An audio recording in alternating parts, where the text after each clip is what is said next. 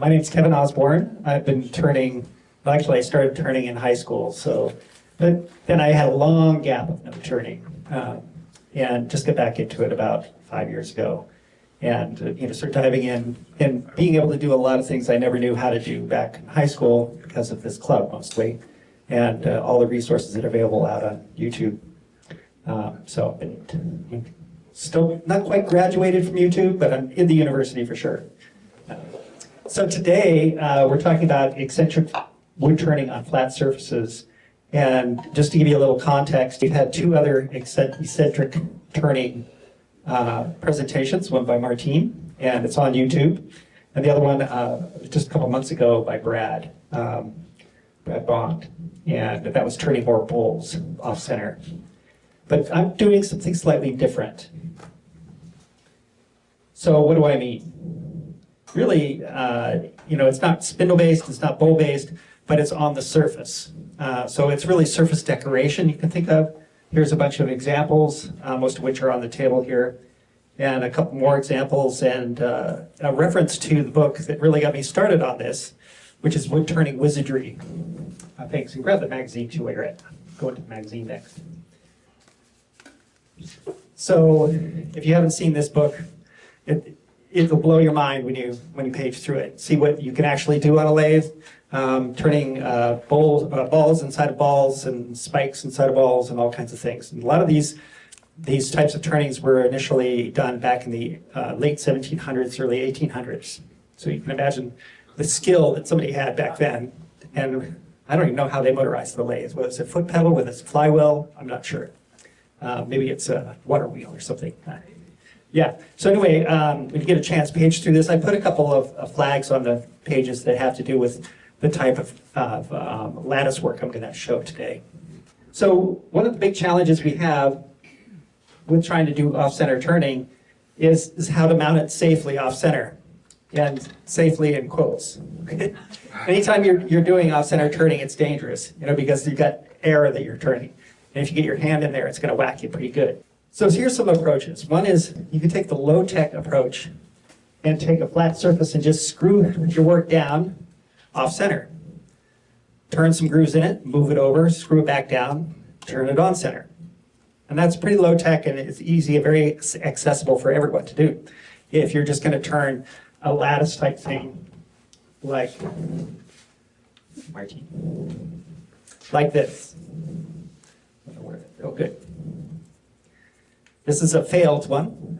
It exploded here. If you're gonna do this, get a lot of extra wood to start off with, because there's lessons you're gonna learn no matter how much I tell you now, and just to anticipate that. But I still have all my fingers, my eyes, and everything. So wear safety protection. You'll be fine. Okay, so that's one approach. The next approach is something that's pretty low tech. Also, you can make yourself. It's referred to online as the Duck's Chuck, after Jim Duxbury, who I think either invented it or popularized it. But the idea is you just take various things that you can pinch in here. Then this goes into the lathe, jaws here. Just back a little bit. So tighten it down, and then you can shift it off center, tighten it down again. And I guess you can see it there good. And then shift it again, tighten it down. You can then rotate it and turn it again, rotate it, turn it again. So this is a pretty flexible system. It's very low tech. If you have some plywood, you can make yourself. I don't recommend you use solid wood to make this, because unless you make a huge piece of solid wood like this one, it's going to crack when you pinch it. So you might need some dowels to keep it on track instead of having it just to be a pinch clamping system. So those are some low-tech approaches. There's also, if you go online and look at people turning pendants, they have a jam chuck, for instance, but they have two jam chucks. One that's a jam chuck right on center, like this one, and another jam chuck with a bigger circle where the same circle is off-center. So they just pry it out of one and put it in the other, and turn the other side of a pendant with it off-center. I'm doing a little hand waving here. I'm not really going to cover that, but I just want to make a nod to the fact that that's out there. There's another off-center flat surface decoration approach. So if you want to get more precise, though, then the Duck's Chuck or screwing it on a board where you need to get right back to exactly the same spot every time. Then you need to get a more of a commercial chuck that's made out of metal so that it's very precise. And this is the Axminster chuck. This is actually Catherine's chuck. She loaned it to me to use. Other ones are the Robert Sorby wobble chuck. It also requires an additional chuck. The Vermec, which is very similar to the Axminster, but it includes the chuck, so it increases the price. And same thing with the Ron Brown's amazing off-center chuck. I've seen that somebody making the same thing as the Ron Brown off-center chuck out of wood. So I mean, there's a lot of different ways to solve this problem. There's a lot of people out on the net that have designs and things like that to try to fasten your work onto the surface of the spinning surface on the lathe. It turns out that the issue that came out today, or just a couple days ago, in American Woodturners, has an article on spiral rosettes. And so you might want to take a look at that. That's the top picture there. Now it's doing not exactly what I'm doing. He's got a chuck that basically mounts a piece over here on the side, and then he turns some grooves in it, and then he takes it out and turns it, puts it back in, and it does some more grooves in it. So it's really, on center that he's making these grooves, but he's just doing it out here on the side and rotating the piece out here on the side. So it's a little different from what I'm going to be doing. A little subtly different.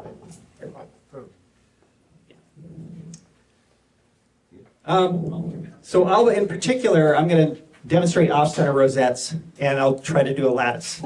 I've got to stop talking quite so much. Okay, so what are the challenges of this? You always got to think about safety and approach things very slowly. Accuracy is a big challenge here because you're making designs that are symmetrical. And any design that's symmetrical, your eye, when you look at it, it's immediately going to go to any flaws that are there. So you got to make sure that it's very accurate. And if you're going to make accurate cuts, they need to be repeatable. They're kind of related, those two. When you're making the cuts, you have to avoid catches, obviously. You need to avoid catches because things explode when you do that. Minimizing tear out. Make sure your tools are very, very sharp and spin the object as fast as you can, basically. A lot of times you're working with very fragile shapes. So especially when you're making the last couple cuts, you say to yourself, one more cut, I just need to clean that up. That's when part of the thing tears off and goes somewhere else. Yeah. And then you look around through all the sawdust to find it because your other friend is some CA glue trying to put it back together. Almost always happens. And then, the chuck balance, how stable is your lathe? How off-center can you go? When the mass gets off to the side here, it's going to create some wobble on your lathe. And you can't have your lathe walking around while you're trying to work on it. So, and then finally... Do you use counterweights then? I've seen that online. The things that I've been turning haven't really required it. I've been able to get up to like 1,200 RPM without really much wobble. But yeah, I've seen some people who take, especially on this approach here, where they'll take, and if they mount something that's large over here on the side, they'll put a set of screws in with bolts and a lot of washers or something like that in over here to sort of counterbalance it. And this whole very non-technical way of balancing it by spinning it on the lathe, seeing where it rests. So I will discuss using double-sided tape to mount the stock. I won't discuss hot glue, but I just make a note that the book there, Wood Turning Wizardry, he uses a lot of hot glue. And one tip that I never really heard of before is to heat up both surfaces before you apply the hot glue. And I thought I'd mention that because that was new to me, since otherwise the hot glue congeals on the cold surface and doesn't stick as well. Especially if you're going to stick it to metal, which some of these chucks, those commercial chucks, they actually recommend using hot glue to apply something small. So I will cover also the screw down method and also using a woodworm screw. Okay, so let's talk a little bit more about the off-center safety here. This is the danger zone here. So you can imagine my crude drawing of a tool rest with a fancy cutter there that's also a chef knife. You can do either one. But that line, the dotted line, is the center axis of this rotation. And as it rotates around, that's the area where you don't want to go, right? Don't want to let your sleeve or your elbow or accidentally let your tool wander into that space. Okay, what's the process? Some of the challenges of repeatability. To deal with that, I've come up with or a lot of people have come up with using a flat tool rest, and then using some sort of demarcations or guides on the tool rest. You can see in the article there the one from John Sutter in the magazine. He's got this fancy tool rest with little pins and he's got like this long straight sort of bar that he sits in between those pins, and so that keeps him very well registered, and he can make those cuts exactly in the same spot every time. I'm a little more crude. I've got a C-clamp and a piece of wood, and then depth stops of some sort to keep you from going too deep on one cut. If you've got a series of cuts, will you hand me that one, yeah. So if you've got a situation like this, these cuts have to be exactly the same depth, or when you look at it, you're going to say, oh, well, why is that one deeper than the other ones? So it has to be repeatable as far as the depth goes. And some people, what they do is they draw a little line on their cutter, but I tried that, and of course it gets covered with dust as soon as you touch the wood, so you can't see the line. And all you can do is stop, wipe it off, and check, and see if you're deep enough. So I think some sort of a tool rest depth stop is better. And I've got a couple approaches for that today. When you're cutting, in order to avoid tear out, it's a good idea to sort of slowly go in and rock your tool. If you're coming in with a spear cutter, which I'll be doing in a moment, my other fancy depth stop here.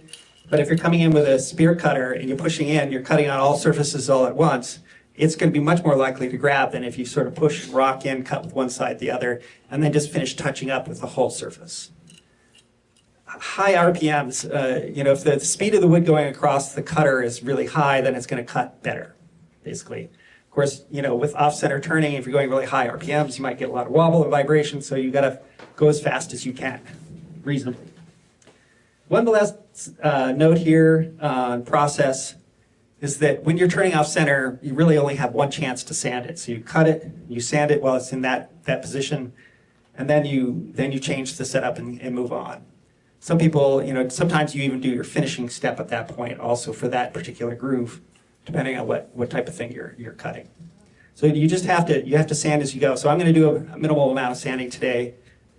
So here's a quick little animation. So normally the blank is on center. We're going to shift it off center.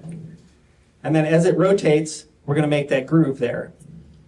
I'm reminding you about the danger zone there. If you then rotate the piece of wood 60 degrees, and do the same process again, you get a circle there.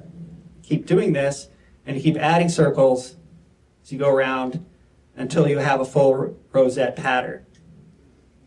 Right? Now, if you were off a little bit on any one of those 60-degree rotations, it's not going to look good. It's going to be a little, which explains why I turned this one here. It's not necessarily a throwaway piece when that happens. It's an opportunity for creativity, right? Yeah. So, you just got to turn it off, maybe turn down the parts that are very noticeably inaccurate, and then maybe add some other ornamentation to distract the user from any problems that might be there, right?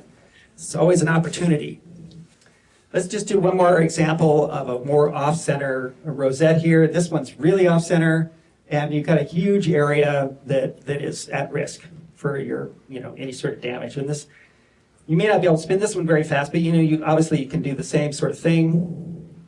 When you're designing these things, if you pick a wood with really strong grain, it's going to compete with the design of the grooves. So you want to pick some sort of more neutral, even grained, fine, solid wood, not something like pine that's going to tear a lot, or a super soft wood. You want to get a nice, hard, dense wood that doesn't have a lot of strong. You don't want a zebra wood or something like that, because it's going to be like, well, what am I looking at here? Am I looking at the zebra wood design, or am I looking at the grooves? Now, what I'm going to use is what I referred to earlier as the duck's chuck. And I've added a little safety guard here to remind me to keep my fingers out of that zone, because that's the part that's going to whack me. If it comes around and I'm fingers there, it's going to scold me like, so with a ruler sort of thing, but a lot harder. I've also got a little stop on it here, so that as I slip it into my jaws, it only goes so far, And that is more or less center. No matter how much I try to get that depth stop exactly in the right place, it never is quite always repeatedly center. Because when this squeezes here, sometimes it squeezes the center column off just a little bit, I think. It also has little grooves on the backside here, which line up with the jaws on the chuck, so that I can slip it 1/4 of an inch at a time. So I can go here, and slip 1/4 inch, tighten it down, and that gives me some level of repeatability. All right? And as I go out this way, the other thing about the design is your open spot is on this end here. If you went the other direction and were squeezing up here, you wouldn't be pinching the open end closed as well. So you've got to make sure if you build this, you build it and go in the direction of the open jaws as you extend it. Then there's a lot of different ways you can mount things in here. You can just take something and turn it the same size, stuff it in there. Now you've got a jam chuck that you can move off center. You can even have a duck's chuck that's not exactly parallel too. You can throw it off center this way, or have an angle that swings around. And that's how I did that one lid there to distract you from the mistakes that were there. And this is just a piece of wood here. You can put some tape on here and mount things there. And then we have this one here, which is I've actually got a screw chuck here. A basic lead screw, or not lead screw, but yeah, woodworm. Thank you. That I've then screwed into this piece of wood here, and it's more or less on center. And we'll see how it goes. There it goes. Okay, so what we're going to do first is we're going to do a design on this guy here. So I thought, given that today's theme was color, I did my first try at surface dye, and put some surface dye color on here. And now I have to peel the tape off. Now I've got two kinds of double-sided tape. There's one that's more of a carpet tape, has a lot of fibers in it. Have you come across that? That's, I find, is stronger, but just a pain to deal with. And this tape here is, I find this one here is strong enough and easy enough to deal with when you want to peel it off. What you want to do is, after you put it on, you want to give it a little pressure for a moment, so that the tape has a time to glue. Now, because this jaw sort of slowly creaks into position, I go back and forth between these two quite a bit, and I keep tightening it. You can keep hearing it move. Now, every time you do this, you have to make sure that surface is flat, perfectly flat. Because if you're going to mount something to it, you want to make nice designs on it. If it's at an angle, you're not going to get those nice same depth type of cuts. So I'm just going to put the other tool rest on here real quick and see if I need to turn off some of those nice lines I put on there. When you're doing off-center turning, never forget that step. Yeah, it's definitely not flat anymore. So I'm going to take a moment, see if I can make it flat. Straight blade. Now you'll see me sitting down quite a bit. I've got some back issues, so I apologize if it makes it for a little weird angles for you.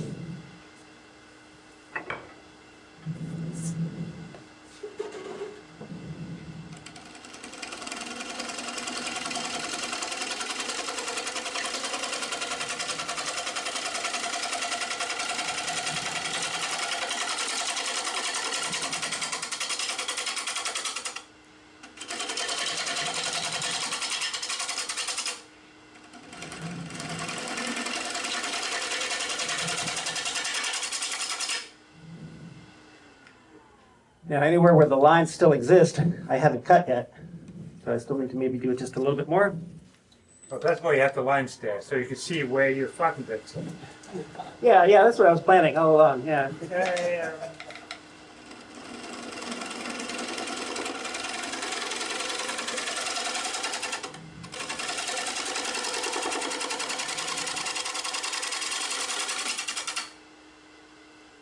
Now, it probably induced some little gaps or something like that in there. You can see the center is a little high. I don't know if the overhead camera can see that. Yeah, you can. All right, good. So I need to take a little bit off of the center. Let's go right back in there. That's kind of nice.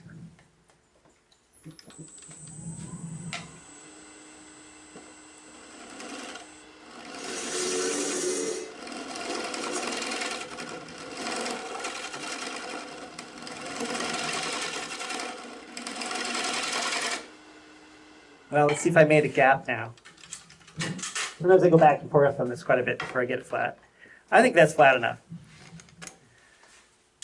Now, since it's just a piece of Douglas fir here, a lot of fibers, hopefully the double-sided tape will stick to that nicely. If it doesn't stick, the person who catches it gets a special prize. A trip.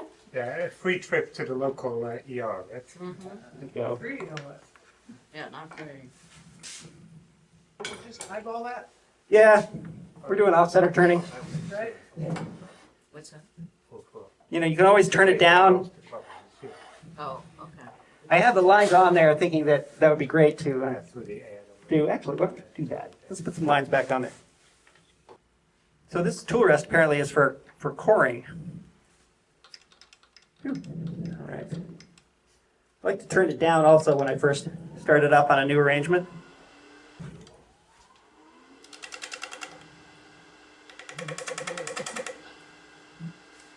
Doesn't seem very flat, does it? No.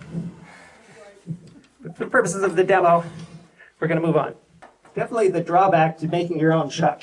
So what I've got here is just one of those pieces you turn off, you know, that'll end up in your scrap pile. Recording in progress. And it just allows you to put the pressure on without putting a hole in your work.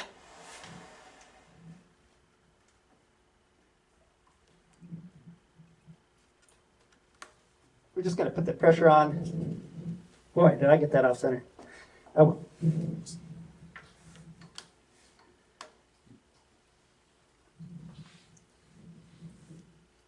We'll just leave that for a moment. Okay, so now what we're going to do is when I pull this back, we'll draw some designs. I'll move this, I'll slide the chuck off a little bit side, and then, maybe half an inch, quarter inch, something like that. And then we'll draw some designs on it with a pencil, and we'll try to project that with all the rotations. And then we'll see how we do. Okay, so I think that's good enough. I talked long enough. Now you notice these little demarcations I have on my flat plate here. A demo, you often forget to do certain steps. I'm supposed to line up that zero with the zero mark here. I don't know if you can see that, yeah. So that you've got your reference point to start off with. I should have done that before I turned it flat, but I didn't. We're just going to proceed, and this might be a throwaway piece of wood. We'll start off at 0, and I'm going to loosen it, and now I'm going to shift the whole thing down so that I'm off center. Feels like I went 2 notches. And it doesn't matter, it's whatever looks good. That side, this side. Right. This one is going to go off the side of the piece as we do the cut, because I slipped it over pretty far. I'm going to turn this way down, start it. Just going to try to find the center spot.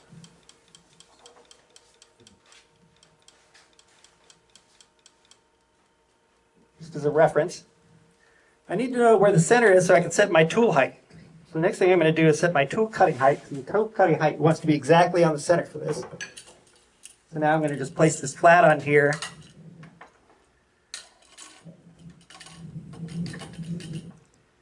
And you can see, I don't know, perhaps you can see, that I'm about maybe 1/8 of an inch low. Okay, that looks good. You see that? Okay. So now our tool height is correct. Now we want to set our depth.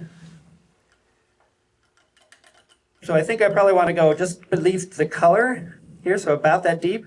But I want to make sure my tool rest is parallel to the surface all the way across. So now I need to put something in here. I don't think I have anything quite that big to put in. So I'll just have to do it by measuring. Measuring tool in here that might help. I can see that it's not parallel. So the first thing I'll do is change that. All right, you'll see that I shake a lot. This is a benign familial tremor that I have that I deal with every day.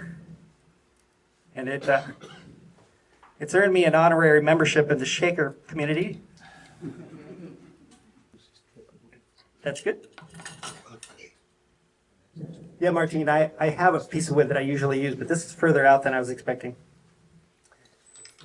All right. Just going to take a pencil. Side.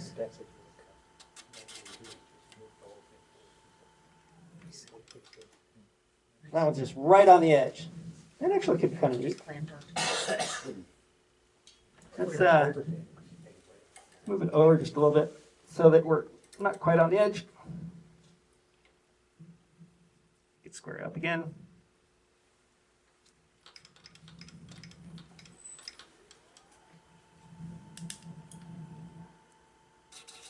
All right.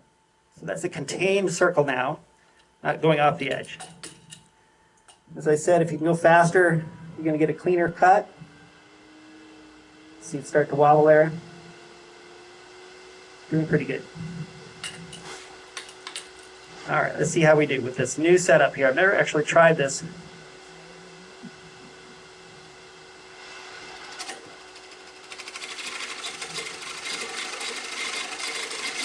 I'm wobbling it back and forth, pulling the tool very much straight down, and then finishing it off. Okay. Now normally we'd stop and sand here, but for the sake of time, I will go ahead and just rotate and move on. Just lining up the next way. You can go either direction, doesn't really matter. I went from 0 to the other end. Those of you engineering field, you notice that I started counting at 0 rather than 1. Put this here. Okay, everything else is still set, so I think I should just be able to do the cut. So the setup is the hard part.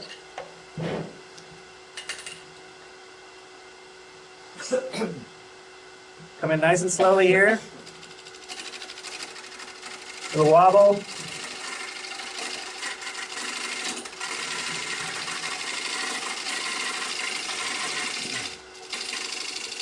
There we go. So you can see the setup is the hard part. Thank you. Oh, cool. Yeah, that depth is exactly where they cross, exactly the same depth, right? Isn't that nice? Yeah, it is. I had the idea for doing this. Before I was just attaching a C-clamp to the back of the tool there, and I thought, well, black wood is going to make it square too, so that's working out much better. And that's what you'll find when you start doing this, is you'll start coming up with your own ways to automate or to systematize, to make things more accurate.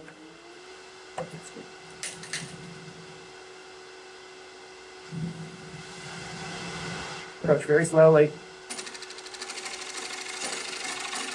Wobble, wobble.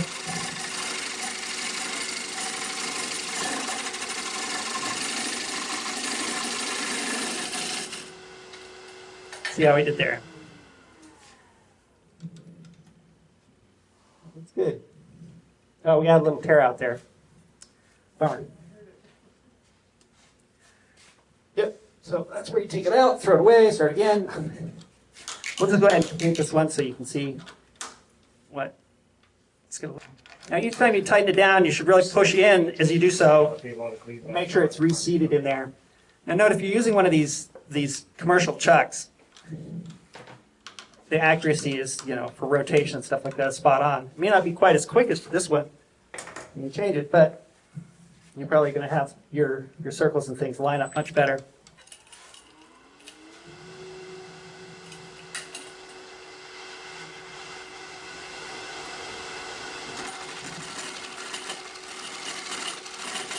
I'll have to show the tool off for that second.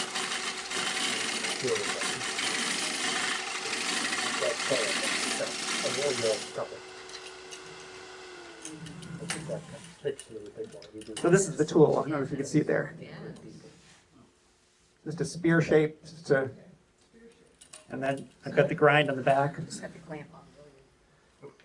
Keep going to the overhead. Yeah. Now, there's several people that out there on the net who make small pieces that are like pendants, and they create two jam chucks so that they can just go right back and forth between them. The jam chuck is designed so that it's like wooden jaws for a regular chuck. Now,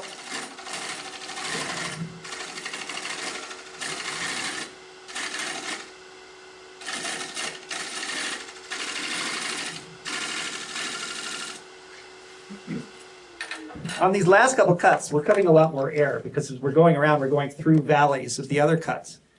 So there's a lot more chance for a grab as further on you go. Now, I read online that somebody who said to use, actually it was a video, he said use a little bit of sanding sealer to help reduce tear out. So that's another experiment I thought I'd voiced on you guys. Not only trying a different tool rest and tool stops, but also try with dye and sanding sealer on the surface. So we'll see. And the sanding sealer you'd put in before you start cutting? Yeah, I did that last night. So I put it on the surface after I put the dye on. So I think because this wood in particular is so soft, it's still getting a lot of tear out. Okay, I think we're on our last one. Great.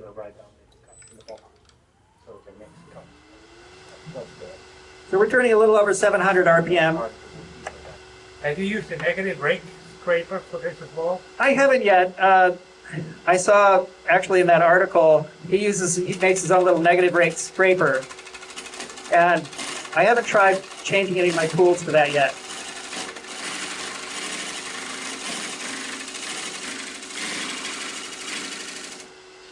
You're also cutting it at exactly the same angle and position as you would with carbide cutters.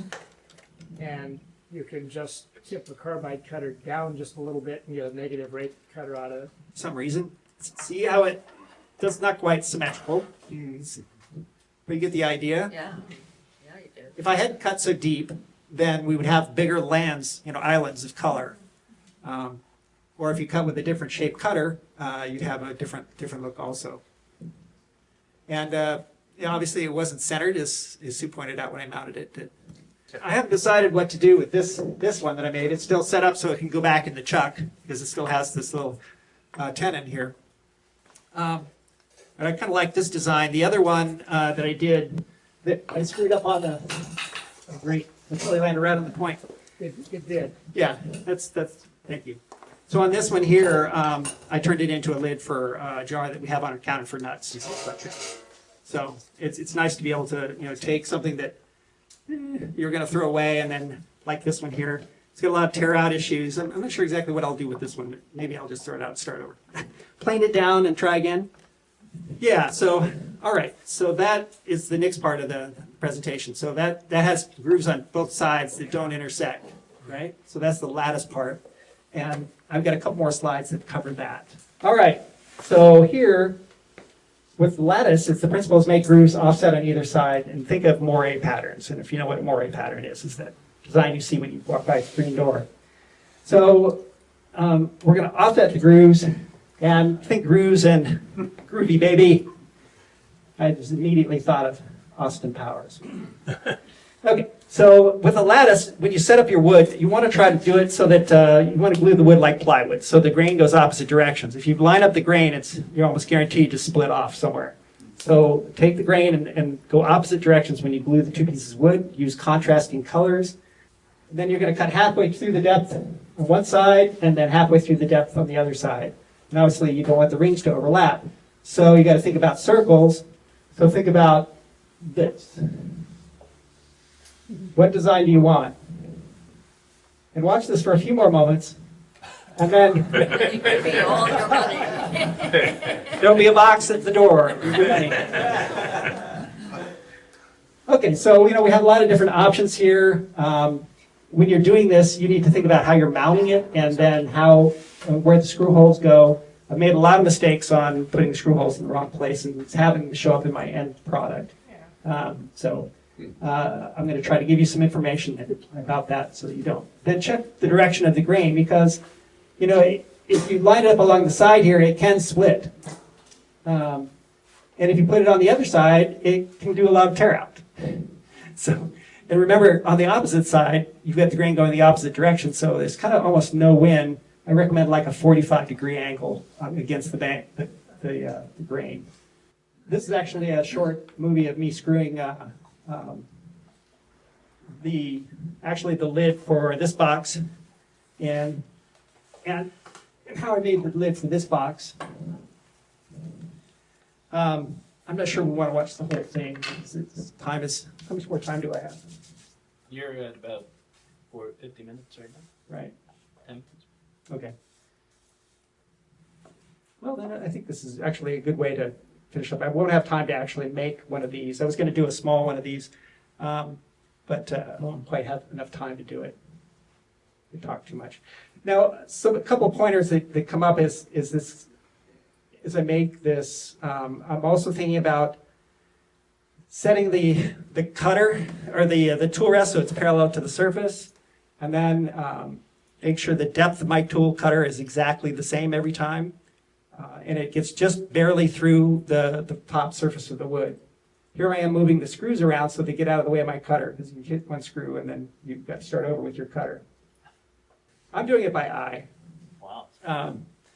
Yeah. Yeah, I started off, doing little things like this to try to help me, but it was too hard to make the marks, especially with my tremors. It's really hard to make the marks. It was easier just to sort of guess and try to get them, pretty similar in size. When you make the first cut, you kind of try to make it sort of in the middle of where you think the groove is going to be, and then you can kind of cheat it to one side or the other as it starts to take shape. When you're cutting, you're looking for two cues to know whether or not you've gone all the way through. Obviously, I've got a different tool here, which, notice how I'm sanding here before I move on to the next step. I've got this tool here that I made from a metal lathe parting tool I got online. I'll show you a slide of it in a moment here. And then I ground it down to be the right shape so that it would cut the grooves nicely, and it works beautifully. It also has this, had this handle from a sort of cheap coring scraper set that we bought a long time ago. And so it turns out that little square rod of the cutter almost fit perfectly. With a little grinding, it fit perfectly. So I could just slide it in and tighten it up. And now I can actually move it in and out with the tool rest here, or the tool handle, and set it to whatever depth I want. And the tool handle itself, when it strikes this, it sets the depth. Right? So let me show you a couple more slides of that process. So just to put some details here. So here it is screwed down. Now, as I'm screwing it, this part here, I'm thinking about where, so that the bottom screw with that arrow next to it is actually the center of rotation for the cuts I'm going to make. The black dot up above and the two arcs, that's the center of my actual lid that I'm trying to make. So I'm keeping that in mind when I start off. What's the other side going to be turned like? And so I'm just kind of going to try to eyeball it and try to land somewhere around there with my groove. I'm making the grooves just wide enough for my screw to fit completely through without touching either side. So we got to decide on your screws, you get number 8s or number 6s. I was using number 6s. And then make your groove wide enough so that you can slip that screw through without rubbing or causing any marks. So I'm keeping this circle in mind. And then there it is again after some grooves. And center rings on the other side. There it is all done. And then there it is on the other side. Now note that hole that I'm pointing at is the center of the rings from the red side. Wow. So before I flipped it over, I did a little measurement of where I thought the center of the circle was, and I found a ring that was close to that spot. It doesn't have to be perfect. Because I haven't made those rings on the other side, and they're going to be offset anyway. So then I just drill a hole from this side, flip it over, now I know where to put that screw on the other side. There's a lot of hand waving going on here. Hopefully you understand what I mean. And then, I thought this picture was cool. We'll grab from the video. Anyway, so now how the holes line up with the cuts. And I have about 5 or 6 examples here on the table where the holes don't line up with the cuts. So in case you want to see what the effect is, maybe it's something you want to try for in the future. Okay, so here, last to just finish up notes on setup, I was talking about how I'm putting the tool and the tool rest and getting it all lined up. So on this slide here, that silver dot there is actually the center of rotation. This is already mounted off center. Now here's my tool. It's a mini parting tool.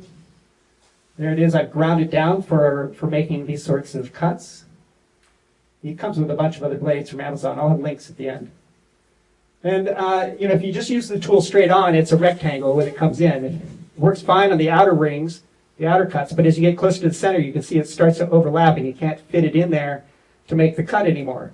So you need to take that profile and make it shorter and then put an angle on it so that it doesn't rub up against the circle as it comes around when you do those inner cuts. Did you figure that out from doing it, or was that also told in the book? In the wood turning wizardry, he talks a lot about making tools, and he talks about making it so that it will fit in the ring. Nice. Yeah, so I can't claim that one. Okay. Yeah. Stand on the shoulder of giants, right? Yes. Exactly. Okay. That's what we're doing, Yeah. with you standing here. Oh, great. Yeah, we're standing on your shoulder. Okay, so then you got to find the height as I showed you with the spear cutter on this one here. So I'm adjusting the height of the table. And I'm trying to go to the next slide. There we go. Right on center. And then I want to set it so that the whole tool rest is parallel to the surface that I'm cutting. So in this case, I cut a piece of wood that was the right, somewhere in the right distance and put it in between, it's parallel sides of the wood, so I put it between, just push that tool rest up against. I don't have to measure it all the way, and this is actually probably more accurate. Yeah. So it'll set apart. And it turns out that once you adjust this guy here to the right depth, I'll show you the next slide here. So then, I put up the tool and it's, oh wow, it's way too deep. What do? Do I move the tool rest back? Or do I just slide the tool into the handle more? Slide the tool into the handle more. So let's adjust the tool until it's just right. Okay, so I have another movie that shows the making of that lattice one, the red one right there. Pass it to me. This one. Yeah. Thank you. So this is going to be a box. Look for a box. I'm not sure which camera you're on. Above? Okay. You can see through it that I've got some, I don't know if you can see through there. Anyway, I've got some rings on the other side, and it's already grooved for the box. And so the idea is that I wanted to make finer cuts. And this is where I learned that if you put the wood exactly perpendicular to your cutter, you get a lot of tear out. So I had just horrible tear out here on this edge. So what I said, well, there's an opportunity for creativity. So I just took my sander and I just sanded it off in a nice sloping pattern there. So now it has a nice sloping pattern on the side. And I think I might go even more at that idea. So it's more clear that that's on purpose and covers up the problem. And also the center part popped out. I have that little center part in a little jar, and then there's some super glue that's going to go in there go back in at the last minute. So anyway, this video is making this lid here, and it should only be about 4 minutes.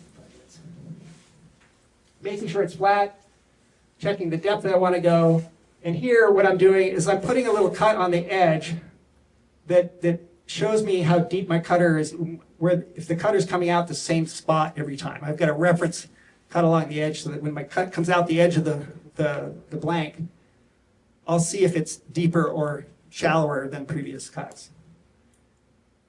So there I'm trying to, this is before I learned the little trick with the wood. You'll notice I'm turning basswood here. It's very soft, and it does have a fair amount of tear out. This is before I learned the idea of using sanding sealer on the surface. So there I'm looking to see if it comes out. It looks like it could be a little deeper. Now, when you're making these cuts, it's important to stop and inspect before you change your center of rotation. Because what you'll find is some of your cuts will be slightly deeper on one edge than the other edge inside the little square groove, and it's not quite square groove. You've got to go back in and clean that up. Or maybe there's some of the other type of wood that's still showing through if you've got two contrasting woods. It's important to inspect as you go, because you're never going to be able to come back and fix that unless you do hand carving or something, which is a real pain. Yeah, we turn us, not carvers. Yeah.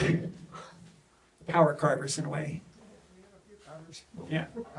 All right, so then there's the sanding step, which I don't show on the entire video here, but just to show that you have to sand at this stage. Sometimes I like to take a scraper or a gouge and round over each one, which is what I did on the lid for this box here. So round them over because I know it's going to be in somebody's hands a lot. It feels better if it's rounded over than if it's sharp. It's not rounded over much. I was very afraid of tearing those things right off. So here I flipped it around. It turns out I made that lid so it's exactly the size to fit in my jaws of a chuck that I have. And so now I'm cleaning out the inside, and I'm making sure I don't go too far. I want to go exactly this, like in this case, it was 1/8 of an inch away from the cuts that I made on the other side. So I measured how deep the cuts were on the other side. I did a little math. I figured out how deep the cuts needed to be. I made me a little depth gauge. Like this one, for instance. Actually, I used this one. A little depth gauge. Set it to the depth that I wanted, and then I could just run it back and forth across the tool rest to see whether or not I got the same depth all the way across. And then setting your tool height, setting your tool depth. Now, as you're cutting, you'll hear the change when you get through to the other side. You'll feel it and you'll hear it. If you've got contrasting woods, you actually see the other color come through. And that's the best signal. But in this case, I'm cutting the same kind of wood on either side. And so I've got to feel it, and then I've got to look in there and see whether or not I made a nice square cut all the way across. And with my cutter here, it actually fits nicely all the way over against the left-hand side of the lid. So I can make a cut pretty close into the edge there. And it makes it nice to be able to go all the way across. And actually, I think this video is about the lid to that box. Yeah.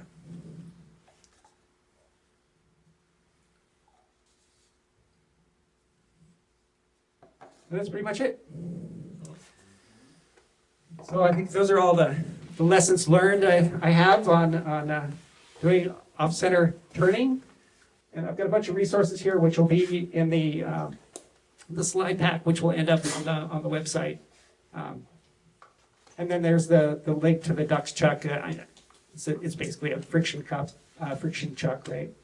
And then there's a link. The second one down is the link for those for turning pendants that I didn't really get into, but I've mentioned a couple times. And it's worth looking at that if you want to get in a fairly safe and easy way with just building a couple quick chucks. It's a pretty nice way to go.